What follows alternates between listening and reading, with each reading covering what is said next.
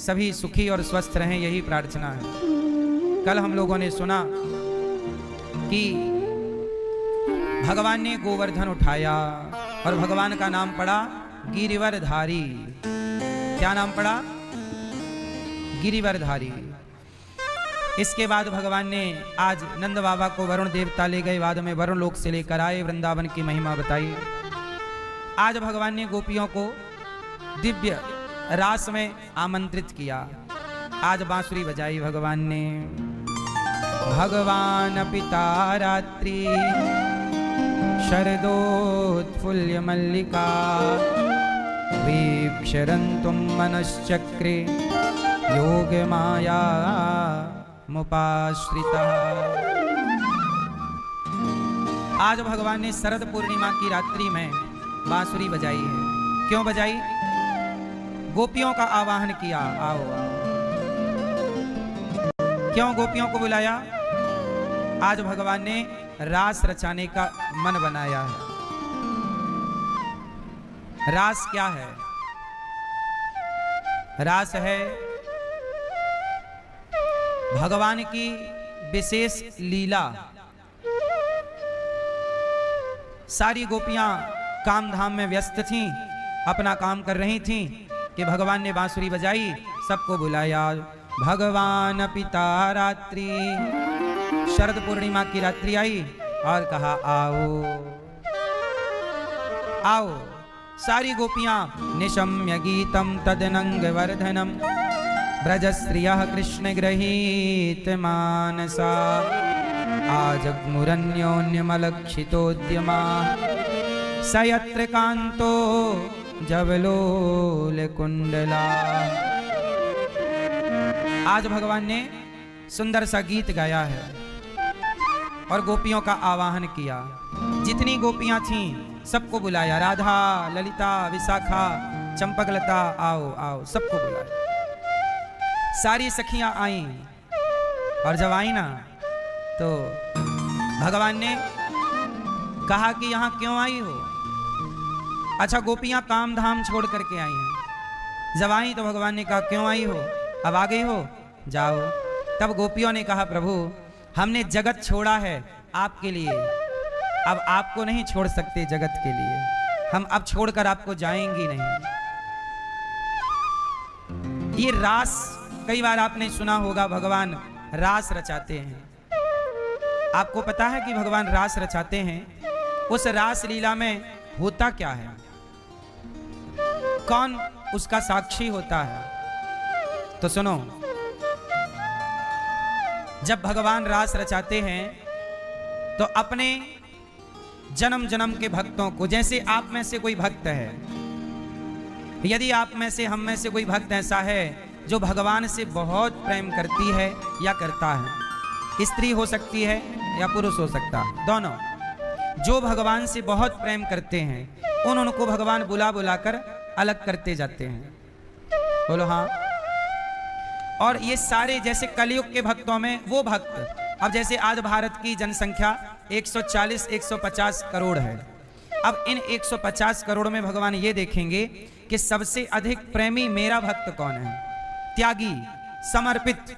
उस भक्त को भगवान बुलाकर अपने पास रख लेंगे। फिर जब अगला द्वापर आएगा तो कलयुग के उसी भक्त को गोपी बना के ब्रजमंडल में भेज देंगे और उसी गोपी के संग, उसी भक्त के संग रास रचाएंगे। ऐसे सतयुग के भक्त होंगे, त्रेता के भक्त होंगे, द्वापर के भक्त होंगे और कलयुग के, चारों युगों के वो भक्त जो बहुत, जैसे उदाहरण के लिए जैसे मीराबाई, जैसे मीराबाई। अच्छा, मीराबाई का नाम तो सब जानते हैं, पर ऐसी तमाम और कितनी मीरा होंगी जिनको कोई नहीं जानता, जिनको केवल भगवान जानते होंगे। ऐसी तमाम मीरा, ऐसे तमाम भक्त, सूरदास जी, कबीरदास जी, रैदास जी, ये सारे लोग भगवान की जब अगली लीला होगी तो सबको भगवान गोपी बना करके बुला लेंगे और उन्हीं गोपियों के संग रास रचाएंगे। अच्छा, रास में होगा क्या, क्या करेंगे ये सब? तो आओ, रास में क्या होता है वो जरा ध्यान से सुनो। रास में होता क्या है? भगवान अपनी सखियों के साथ, उन भक्त, जैसे मीराबाई, मीरा अब गोपी बनेंगी द्वापर में, तो मीरा के साथ भगवान लीला करेंगे। कौन सी लीला? कभी मीरा के पूछेंगे तुम्हारी क्या इच्छा है, वो कहेंगे प्रभु हम एक बार आपको गले लगाना चाहते हैं, आओ गले लगा लेंगे। फिर दूसरे भक्त से पूछेंगे जैसे आप हो, आप यदि इस योग्य बने, भगवान से प्रेम हुआ और जब रास में सम्मिलित भए तो भगवान आपसे पूछेंगे तुम्हारी क्या इच्छा है, तो प्रभु मैं आपको अपने हाथ से कुछ खिलाना चाहती हूँ, जैसे शबरी जी ने आपको बेर खिलाए ऐसे मैं अपने हाथ से कुछ खिलाऊं, तो भगवान आपकी गोद में बैठ जाएंगे और कहेंगे लाओ खिलाओ। तो आपकी जो जो कामनाएं हैं, इच्छाएं हैं, सबकी अलग अलग इच्छाएं, तो सबकी अलग अलग इच्छाओं को पूरी करेंगे जिस दिन, उसी दिन को कहेंगे रास लीला। वही है रास लीला, जहां भगवान अपने भक्त की वह इच्छा पूरी करते हैं जो इच्छा लेकर के वो बैठा हुआ है या बैठी हुई है ना। तो इच्छाओं की पूर्ति का नाम रास लीला है। सब तरह की इच्छाएं हो सकती हैं, किसी की इच्छा है गले लगाने की, किसी की इच्छा है साथ में बैठने की। अब इस लीला को कुछ लोग क्या कहते हैं कि वहाँ रास लीला में, आजकल नहीं लोग बॉलीवुड के लोग कहते हैं तुम करो तो रास लीला, हम करें तो कैरेक्टर ढीला। आजकल का आदमी रास लीला को कैरेक्टर ढीला से जोड़ देता है। क्यों? क्योंकि खुद का ढीला है ना, तो भगवान को भी वो ढीला समझता है। अरे भगवान हैं, भगवान को कभी ना क्रोध परेशान करता ना काम परेशान करता। भगवान के अंदर कोई दोष नहीं होता। जैसे मेरे अंदर काम होगा, क्रोध होगा, लोभ होगा, अहंकार होगा, मैं सांसारिक प्राणी हूं, मेरे अंदर ये बुराइयां हो सकती हैं, आपके अंदर भी ये बुराइयां हो सकती हैं। बोलो हाँ या ना। आपके अंदर बुराइयां हैं कि नहीं? काम, क्रोध, लोभ, अहंकार है कि नहीं? लेकिन भगवान के अंदर कभी काम नहीं होता, वासना नहीं होती, भगवान के अंदर क्रोध नहीं होता, लोभ नहीं होता। अरे लोभ होता तो कैकेयी के कहने से अयोध्या का सिंहासन क्यों छोड़ देते? ना तो भगवान के अंदर मोह होता। भगवान कृष्ण के आगे उनके 56 करोड़ यदुवंशी आपस में लड़कर के समाप्त हो गए और कृष्ण साक्षी बनकर के देखते रहे। आखिरी में भगवान के सामने ही भगवान का पूरा वंश आपस में लड़के समाप्त हुआ था कि नहीं? और भगवान देख रहे थे। आपके सामने आपका परिवार मरेगा कोई तो आप रोएंगे, पर भगवान मुस्कुरा रहे थे। क्यों? क्योंकि भगवान के अंदर मोह नहीं है, लोभ नहीं है। हम लोग लोभ मोह में ग्रस जाते हैं, डूब जाते हैं। भगवान के अंदर कोई बुराई नहीं है, ना तो काम भगवान को छूता, ना क्रोध भगवान को स्पर्श करता, ना लोभ, ना अहंकार। इसलिए भगवान हर बुराई से परे हैं। भगवान निर्दोष है। हम में 1000 लाख दोष हो सकते हैं, भगवान में कोई दोष नहीं होता। भगवान कैसे होते हैं भैया? कैसे होते हैं भगवान? भगवान कैसे होते हैं? बैठे बैठे बैठे बैठे कैसे? भगवान निर्दोष हैं। निर्दोष मतलब भगवान के अंदर कोई भी दोष नहीं है। निर्विकार, भगवान का नाम क्या है? वो निर्विकार है। उनके अंदर कोई भी विकार नहीं है, निर्विकार है। भगवान ने रास लीला में, पिछली बार मैंने आपको रासलीला का एक पावन दर्शन कराया था, अर्थात सुंदर सी कथा का रसपान कराया। एक छोटे से गांव में एक भक्त रहा करता था। पिछली बार मैंने सुनाई थी ये कथा, आपको याद रहे इसके लिए पुनः उसका स्मरण करा देता हूं। एक गांव में एक भक्त रहा करता था। उसकी खुद की किसानी थी, छोटा सा काम धाम था। जो भी समय उसका बच जाए तो उसके गांव के पास में एक रेलवे स्टेशन था। तो रेलवे स्टेशन में क्या हुआ कि वो जाके बैठ जाया करता था फ्री टाइम, तो रेलवे स्टेशन में बैठ जाता था। रेलवे स्टेशन भी गांव का था, खाली रहा करता था। कभी कभी कोई ट्रेन रुक जाया करती थी तो वो स्टेशन में बैठा रहता था। एक दिन क्या हुआ, अच्छा वो उस स्टेशन में क्या था कि भगवान कृष्ण की एक सुंदर सी तस्वीर रेलवे स्टेशन में लगी हुई थी। उस आदमी ने कभी वृंदावन देखा नहीं, पर वो जब रेलवे स्टेशन में लगी हुई भगवान कृष्ण की तस्वीर देखे तो उसमें एक सुंदर सी नदी भी थी, सुंदर से वृक्ष थे, मानो वो वृंदावन का चित्र था। वृंदावन भी था उसमें और भगवान कृष्ण का भी सुंदर दर्शन था उस चित्र में।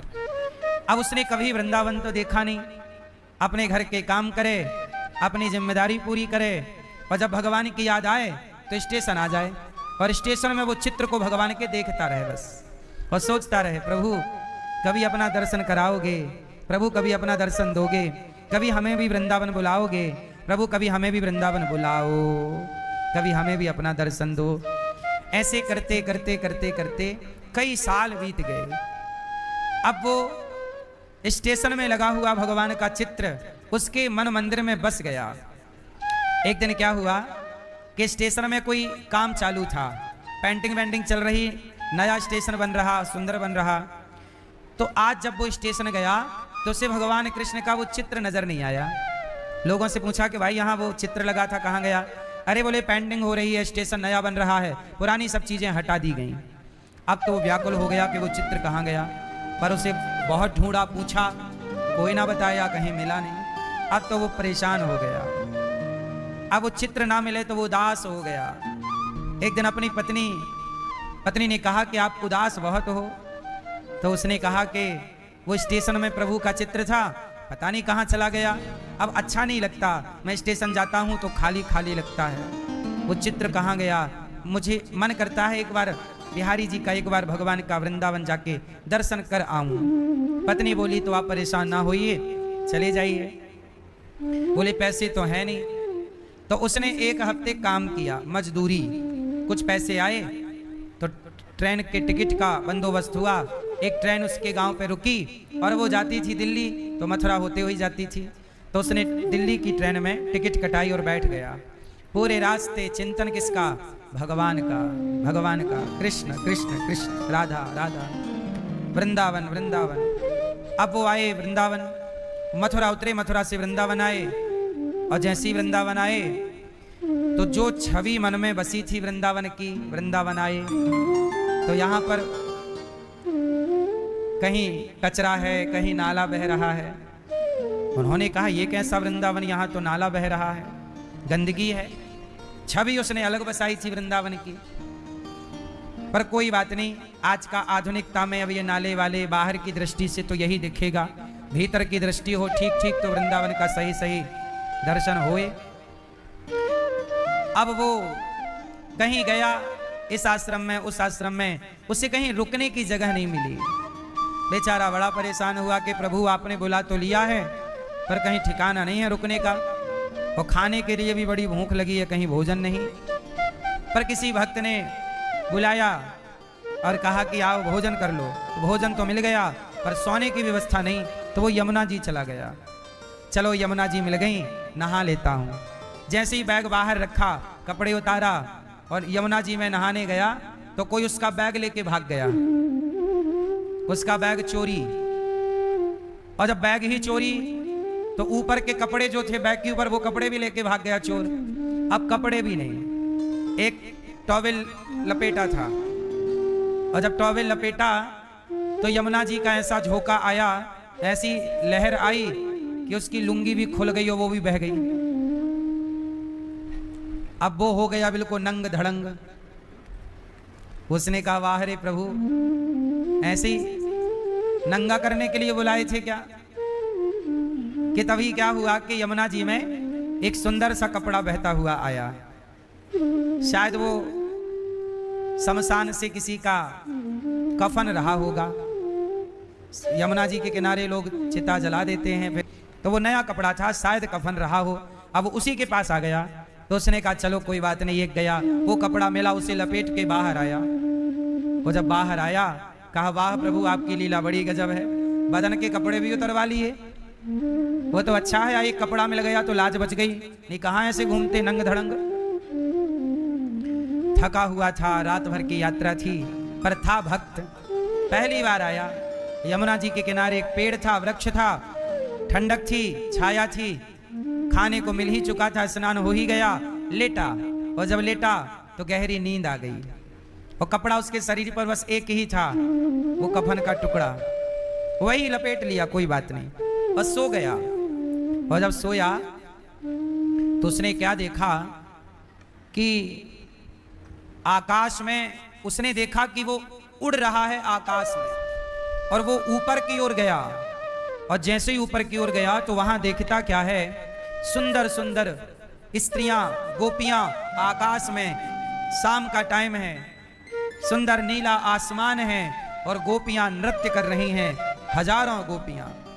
और तभी घुंघराले से बालों वाले, मुरली बजाते हुए, मोर पंख माथे पे सजाए हुए श्याम सुंदर वहां पर आए और ये आदमी टुकुर टुकुर देख रहा है। अब भगवान वहां आए और भगवान जब आए तो राधा रानी से कहा कि सुनो, आज की लीला ये है कि तुम्हें नाचना है। अच्छा, जो तुमने हार पहना है, भगवान कृष्ण बोले राधा जी से कि जो तुमने हार पहना है और जो तुमने कपड़े पहने हैं वो कपड़े हिलने नहीं चाहिए और हार गले का हिलने नहीं चाहिए और तुम नाच करके दिखाओ। ऐसे नृत्य करना कि वस्त्र भी ना हिले और गले का हार भी ना हिले। चलो नाचो। अब राधा जी वहां पर नृत्य करने लगी, हजारों सखियां थीं। हाँ राधा रानी, आप करिए नृत्य, कन्हैया से शर्त लगी है, आपको जीतना है। अब तमाम सखियां और ढोल मृदंग लेकर के, झांझ मजीरा लेके सुंदर सा गीत छेड़ा और राधा रानी ने नृत्य किया। ऐसे नृत्य किया कि नृत्य भी हो गया और एक बार भी ना वस्त्र हिला ना तो आभूषण हिला। और जब नृत्य पूरा हुआ सारी गोपियों ने तालियां, राधा जीत गईं, राधा रानी जीत गईं।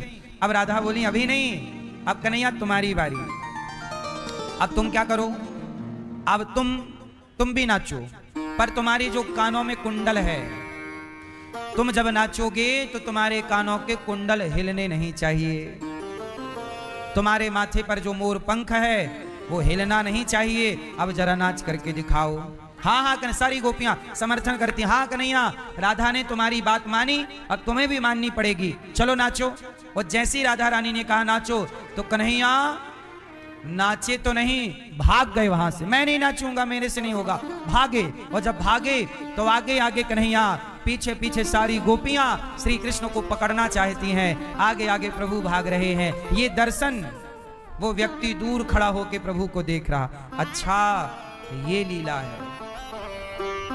इस लीला को कभी मैं रूठ जाऊं तो तुम मना लो, कभी तुम रूठ जाओ, कभी राधा रानी रूठती हैं तो श्याम सुंदर मना लेते हैं, कभी श्याम सुंदर रूठती हैं तो राधा रानी मना लेती, श्याम सुंदर रूठते हैं। अब क्या हुआ कि भगवान को गोपियों ने जब पकड़ने दौड़ा तो आगे आगे कन्हैया भागे, तो गोपियों ने दो भागों में अपने को बांट लिया और कन्हैया को पकड़ने की योजना बनाई। गोपियों ने जैसे तैसे कन्हैया को पकड़ा, एक ललिता ने कन्हैया का एक हाथ पकड़ा और राधा रानी ने भगवान का दूसरा हाथ पकड़ा। कन्हैया कहाँ भागोगे, कहाँ जाओगे? कन्हैया बोले राधा मैं हार गया, तुम जीत गई, जैसे तुम नृत्य की हो मेरे से नहीं होगा। अच्छा कोई बात नहीं, चलो यहाँ बैठो। राधा रानी ने श्याम सुंदर से कहा अच्छा तुम यहाँ बैठो, कोई बात नहीं, ये वाली शर्त पूरी नहीं हो सकती तो अच्छा दूसरी शर्त है। क्या? राधा रानी ने कहा श्याम सुंदर तुम कोई सुंदर सा बांसुरी में सुर छेड़ो, सुंदर सा गीत गाओ, तुम गाओगे हम नाचेंगे। श्याम सुंदर सुंदर सा गीत छेड़ रहे हैं बांसुरी में, सारी गोपियां नृत्य कर रही हैं। तभी गोपियों ने शिकायत की कि कन्हैया तुम कितने हो? एक, और हम सखियां हजारों हैं, तो सब लोग तुम्हें देख नहीं पा रही हैं, तो तुम ऐसा करो कि हम सबको मिल जाओ। तब कन्हैया ने कहा अच्छा ठीक है, तुम्हारी एक शाम पूरी करते हैं। तो जितनी गोपियां हैं उतने कृष्ण प्रकट हो गए। 1000 गोपियां तो 1000 कृष्ण, 1,00,000 गोपियां तो 1,00,000 कृष्ण। अब सारी गोपियों के पास अपने अपने कृष्ण हैं, वो सब अपने अपने कृष्ण से बात कर रही हैं, उनके संग नृत्य कर रही हैं, इस आकाश मंडल में, इस ब्रजमंडल के इस गगन में झूम रही हैं। इस लीला का नाम ही रास लीला है, जहां गोपियों को अहंकार आ जाता है कि मैं कितनी सुंदर हूं, मेरे आगे पीछे प्रभु डोल रहे हैं। जब ये अहंकार आता है, इस अहंकार को मिटाने के लिए भगवान अंतर्धान हो जाते हैं, चले जाते हैं। जब गोपियां रोती हैं और गोपी गीत गाती हैं, जयति तेधिकम उज्जन्मना ब्रज श्रयत इंदिरा शाश्वदात्री। सारी गोपियों ने गोपी गीत गा करके प्रभु को मनाया। जब अच्छा कई बार भगवान आपकी हर गलती को माफ कर देते हैं, पर जब आप अहंकार करते हो तब भगवान जल्दी माफ नहीं करते। इसलिए भक्तों के अंदर अहंकार नहीं होना चाहिए। जिसके अंदर अहंकार होगा वो भक्त नहीं होगा।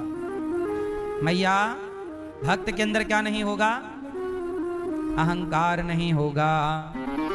अब वो जो भक्त भगवान का दर्शन कर रहा था, टुकुर टुकुर देख रहा था, तभी भगवान की नजर पड़ गई, तुम कहां से आए हो?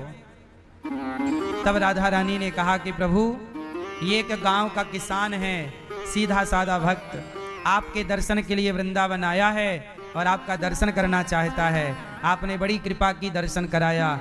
और जैसी राधा रानी ने ये कहा, उस आदमी की पेड़ के नीचे सोया था, उसकी नींद खुल गई। और जब नींद खुली, उसने देखा, अच्छा मैंने ये सपना देखा कि प्रभु मुझे लीला में सम्मिलित किए हैं। हाँ, भगवान अपनी लीला में सम्मिलित किए हैं। इसलिए कहता हूं, भगवान का चिंतन करके सोया करो। रात को भगवान अवश्य ही आपको दर्शन देंगे, किसी भी तरह से दर्शन दे सकते हैं।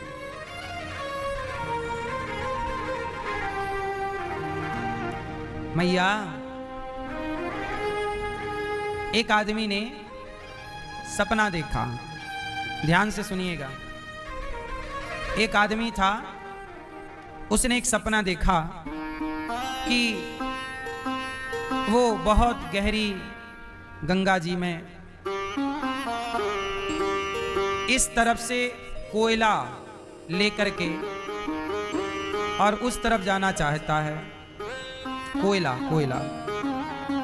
कोयला लेकर के उस तरफ जाना चाहता है। इस तरफ, इस गंगा के इस पार से कोयला उस पार ले जाना चाहता है। थोड़ा सा कोयला उसके हाथ में आए, फिर इतनी बड़ी गंगा जी पार करके, नाव नहीं मतलब तैर करके पार करके जाए। जब उसकी आंख खुली तो वो बहुत हंसा कि वाह, मैं सपने में क्या इकट्ठा कर रहा था? जोर से, कोयला। मैया, जब तक वो आंख बंद किए था तब तक वो कोयला को इकट्ठा कर रहा था, कोयले के लिए बड़ा परेशान था। वो जब आंख खुली तो हंसा कि मैं भी कितना पागल, कोयला इकट्ठा कर रहा था।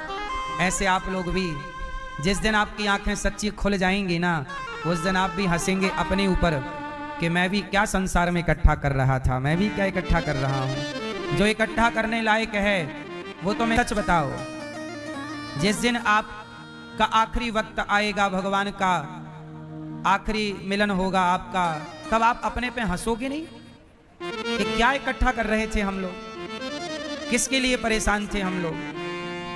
आज हम जिसके लिए परेशान हैं, जिसके लिए परेशान होकर दौड़ रहे हैं, जो इकट्ठा कर रहे हैं, पता नहीं इसकी कोई कीमत है भी कि नहीं। क्यों? अच्छा बताओ, ये पैसा है 100 रुपए, बोलो हाँ। ये कितने रुपए हैं? इसकी कीमत भारत में 100 रुपए है, परंतु अमेरिका में इसकी कीमत लगभग 1 रुपए है। और इंग्लैंड में, ऑस्ट्रेलिया में इसकी कीमत 1 रुपए से भी कम, बोलो हाँ, लगभग। अब जरा आप ये समझिए कि जो चीज हमारे लिए 100 की कीमत रखती है, वही चीज किसी के लिए 1 रुपए की कीमत रखती है। जब यहाँ के देशों में इसकी कीमत 1 रुपए है, हमारे 500 रुपए मतलब इंग्लैंड के 5 रुपए, 5 रुपए से भी कम। बोलो हाँ। तो जो हमारे पास कीमती हम समझते हैं, वो और किसी की नजर में तो उसकी कीमत कुछ है ही नहीं। जब यहाँ के पैसे की कीमत इस धरती के देशों में ही इतनी है, तो जरा सोचिए इस पैसे की कीमत भगवान के घर कितनी होगी। भगवान के घर इसकी कीमत क्या है? क्या है? कुछ भी नहीं। भगवान के घर क्या चलता है? अमेरिका में डॉलर चलता है, किसी देश में पाउंड चलता है, किसी देश में दिनार चलती है। ईश्वर के घर में पुण्य चलता है। क्या चलता है? कितना डॉलर है, कितना पैसा है, ये सब यहाँ की बातें हैं। ईश्वर की अदालत में खड़े होगे तो ना डॉलर पूछा जाएगा कितना है, ना पैसा पूछा जाएगा कितना है। पूछा क्या जाएगा? बताओ पुण्य कितना करके आए हो, पुण्य लाओ। ये पुण्य की कमाई साथ निभाएगी। इसलिए कहता हूं समय रहते पुण्य कमा लीजिएगा, क्योंकि यहाँ की जब आप ही देखोगे पलटकर, आप अपने पे हंसोगे कि मैं क्या समेटता रहा, जिसका कोई अर्थ नहीं है। अब भगवान ने सारी गोपियों के संग दिव्य रास रचाकर गोपियों को आह्लादित किया। सारी गोपियों को भगवान प्राप्त हुए। भगवान ने सुदर्शन और शंखचूड़ नाम के दैत्य का उद्धार किया। अरिष्टासुर को भगवान ने मार गिराया। भगवान ने केसी और व्योमासुर को मारा। अब भगवान कृष्ण को लेने के लिए अक्रूर जी आए। ध्यान से सुनिएगा, कौन आया? अक्रूर जी। अक्रूर जी आए और भगवान कृष्ण, कंस ने कहा कि जाओ कृष्ण को लेकर के आओ। अक्रूर जी आए और कहा कि प्रभु चलना है। जब यशोदा माँ को, गोपियों को खबर लगी कि मेरा कन्हैया कल मुझे छोड़कर चला जाएगा, सारी गोपियां रोने लग गई, कन्हैया हमें छोड़कर ना जाओ, हमें छोड़कर ना जाओ। भगवान बोले बस 2 दिन के लिए जा रहा हूं। कितने दिन के लिए? 2 दिन का कह के भगवान रथ पर बैठे और चले गए। यशोदा मैया दौड़ी दौड़ी आई, कन्हैया एक बार तो कम से कम अपनी जाते जाते माँ से मिल लो। ये तुम्हारे लिए मक्खन रोटी लाई हूँ, मक्खन रोटी लाई, भगवान को अपने हाथ से खिला रही है। कन्हैया तेरे बिना मैं कैसी रहूंगी, ये तेरी यशोदा मैया कैसे रहेगी? कन्हैया बोली मैया बस 2 दिन के लिए जाना है। कह करके चले गए। और जब भगवान चले, सारी गोपियां कृष्ण के प्रेम में विह्वल हो गईं। अब भगवान पहुंचे मथुरा। मथुरा के राजा का नाम है कंस। कंस के पिता का नाम क्या है? कंस की मां का नाम है पद्मावती, और पद्मावती का विवाह हुआ था उग्रसेन से। परंतु यहां पर कंस के जन्म की एक अलग कथा है। कहो तो सुनाऊं। कंस कैसे पैदा हुआ, इतना बड़ा दुष्ट क्यों बना? तो सुनो। कंस की मां का नाम है पद्मावती। कंस की मां बहुत सुंदर थी। इनका विवाह हुआ मथुरा के राजा उग्रसेन से।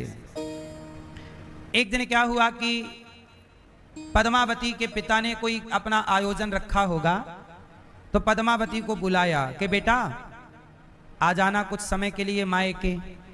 तो पद्मावती ने अपने पति से कहा कि स्वामी मेरे पिता ने मुझे बुलाया है, आप आज्ञा करिए कि मैं चली जाऊं। तो उग्रसेन महाराज बोले कि देवी अभी तो हमारा तुम्हारा विवाह हुआ है, अभी नया नया विवाह था, बोले अभी छोड़कर तो ना जाओ। रोका उग्रसेन ने कि मत जाओ, हम बाद में ले चलेंगे। अच्छा जाना बहुत जरूरी भी नहीं था, पिता ने ये कहा था आपका मन हो तो आ जाना, वरना कोई बहुत आवश्यक नहीं है। पर पद्मावती जी मानी नहीं, और पति के रोकने पर भी वो पिता के घर चली गई। चलो चली गई। अब वहां पर एक घटना घट गई पिता के घर। एक दिन पद्मावती अपने पिता के घर एक बगीचे में, एक सरोवर था, उसमें ये नहा रही थी सखियों के साथ, जल क्रीड़ा नहा रही, स्नान। कि तभी क्या हुआ कि वहां से एक राक्षस गुजरा, उसका नाम था गोभिल। क्या नाम था?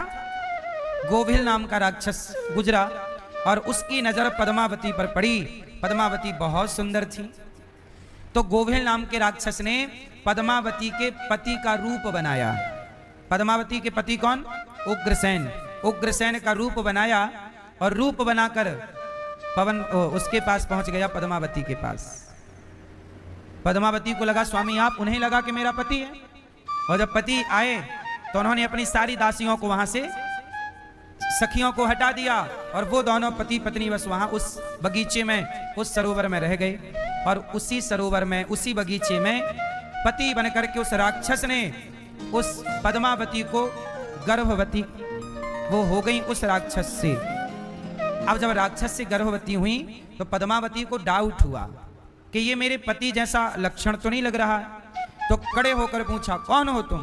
तब वो अपने रूप में आके बोला मैं गोभिल नाम का दैत्य हूं। अब पद्मावती बोली मैं तुम्हें शाप दे दूंगी, तुमने मेरे साथ अनर्थ किया है। उसने कहा तुम मुझे शाप नहीं दे सकती हो। क्यों? क्योंकि तुम श्रेष्ठ पतिव्रता नहीं हो।